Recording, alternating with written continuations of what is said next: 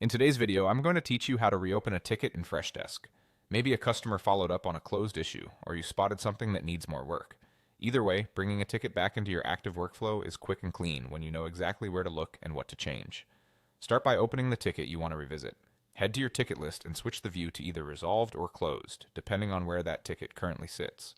These views collect tickets that have already been taken off your active queue, so they're the right place to find items that were finished earlier. Once you see the ticket in the list, click it to open the full details page. You'll land on the conversation and details screen, just like you would with any active ticket. Next, look to the ticket properties panel on the right side of the screen. This sidebar holds all the key fields you can adjust without leaving the ticket, like priority, group, assigned agent, and status. Find the status dropdown. It's usually near the top and clearly labeled. Click to expand it so you can choose a new status. Now decide how you want the ticket to behave going forward. If you're ready to work on it again, change the status to open.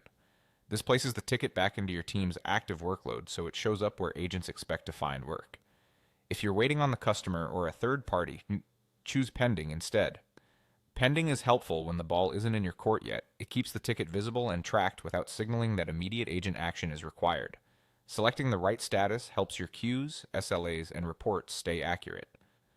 With your status chosen, save the change by clicking Update. This step is important because the new status won't take effect until you confirm it. After the update is applied, the ticket moves out of the resolved or closed view and will reappear in your open tickets view if you set it to open, or in your pending view if that's what you selected. You'll also see the status indicator on the ticket reflect your choice right away, so you can verify that it's now where it should be.